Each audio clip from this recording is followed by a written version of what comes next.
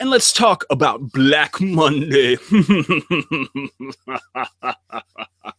And when I say Black Monday, I mean the day where NFL coaches were fired. So we had three big people fired, and then we had a couple people just leave, which is kind of interesting. Usually when you get a hold of an NFL job, you just hold on to it as tight as you can. You death grip it. You never let it go. But we'll talk about that in a little bit. So let's talk about the first coach that got fired. And I kind of feel bad for this guy. I've always liked him. He's very charismatic, and that's Rex Ryan. He got fired from the New York Jets. Now, they did have a horrendous year this year. And they had a pretty bad year last year, too. So it's not surprising that he got fired. Kind of saw it coming. But he's been coaching there since 2009. So that's what, 5 years, 6 years? And he's had a pretty good record. I mean, not a great record, 46-50. Granted, most of his wins were in the beginning of that. Now he's 4-2 in playoff appearances, and he made it to 2 AFC championships with them. And don't forget, he made it to those 2 AFC championships with Mark Sanchez as his quarterback. Yeah, let that sink in. Mark Sanchez was his quarterback. So he's done some good things there. Now, he really got that job because of his defensive prowess. He was in the Baltimore Ravens system for a really long time, and I bet Baltimore's sad that he left, but yeah, he needed to move up. He was ready for it. And he is a defensive genius. It's funny because he's got a twin brother, Rob Ryan, who's also a really good defensive coach. So I don't know. Maybe their mother was like, here, watch this NFL game in the womb, or at least, put the headphones over her belly and just played replays of what was going on. And they just really stuck to defense there. But it was kind of not surprising that he left, but he's not going to take long to find another head coaching job. Or you might see him get snatched up by a team that's just willing to throw boatloads of money at him to be their defensive coordinator. There's plenty of teams out there that could use that. Washington, that team could probably use a good defensive coordinator. And he runs the 3-4 scheme, and they've been trying to run the 3-4 scheme very unsuccessfully, I might add, for the past couple of years. So, hey, you used to live in this area. Baltimore's only about 45 minutes down the road. Come on over. Throw boatloads of money at him is what I'm saying, Bruce Allen. Boatloads of money at Rex Ryan. Bring him in. That nothing bad could happen out of this. Not any worse than the franchise is already. So, what do you have to lose?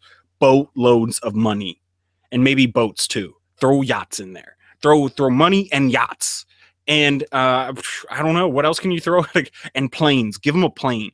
Give them Redskins 1. Yeah. Give them a plane, boats, and money. Yeah, and gold bricks. Yeah. And gold bricks. Better yet, make the boat out of gold and give him a plane and money. I don't see him saying no to that.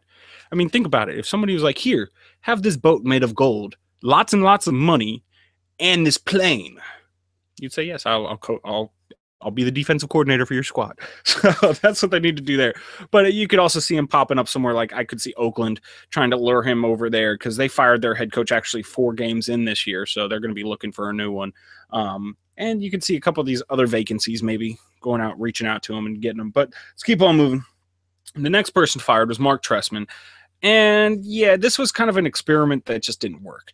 After they got rid of Lovie Smith because he had created such a great defense there in Chicago for so long, but they could never quite get over the hill. Their offense was never quite what they wanted it to be, and the defense wasn't enough to quite carry them to that promised land, to the championship. Now, they did make a Super Bowl appearance against Peyton Manning when Peyton Manning won his only Super Bowl. So, they at least made it there once, but Rex Grossman was their quarterback. So I don't know. Maybe that's a better job, Lovie Smith. If you could take Rex Grossman to the Super Bowl, that's pretty darn good. But yeah, so he got fired after his second season. He was only 13-19 with the team over the past 2 years, 5-11 this year. And Jay Cutler, they threw lots of money at him, a 6-year deal. We did a video about it a little bit ago. Go ahead and scroll down. I'll wait. Okay, so you're caught up on what happened with Jay Cutler. But yeah, so it kind of seemed like it was about right time to part ways. Where they're going to go, I bet you they're going to go back for another defensive head coach. So Rex Ryan wouldn't be too much of a surprise, even though he runs the 3-4 and they're a big 4-3 team. So that might be a little bit of a culture shock if they were to try to bring him in. But, you never know. Time will tell. We'll see what happens there. Mark Trestman, I don't see him getting another head coaching job anytime soon, but he is good on offense. So you could see him end up on, I mean, I wouldn't be surprised maybe in St. Louis or a team like that that has a good foundation for an offense, but doesn't quite have that, all the players in place quite yet. But you could see them maybe, a little bit of a scheme change here or there and them taking off. So we'll see where he lands. And then this is kind of a surprise for me. Mike Smith got fired of the Atlanta Falcons. Yes, they were horrible this year, but they were still almost won the division. I mean, you have the Panthers winning it at 7-8. I think they were 6-10, so they were close. They weren't that far away from it. Now he's been the coach there since 2008. And he's had a 66-45 record. I mean, that is a good. He more than 20 games above 500 there. What most franchises, you talk to Oakland, you talk to Washington, you talk to Tampa Bay, you talk to Jacksonville, they would kill to have a 6-year stretch like that. Winning season after winning season after winning season. One bad season, okay, oh well, you know what? Thank you for the 5 previous winning seasons. Hey, let's keep them going. And he really built that team into a powerhouse, especially in Atlanta. His home record was spectacular there. A couple of those years, I think they went without losing a home game. So it's just kind of weird that they would let him go. Now, again, there was really no excuse for why they were so bad. Julio Jones was there. Matt Ryan, their quarterback, was there. They didn't quite have the running back right now that they're used to. Steven Jackson, he's a little bit towards the back end of his career. And the defense just wasn't there. That's not his fault, I don't think. I think that's the general manager's fault for not putting the proper players in place.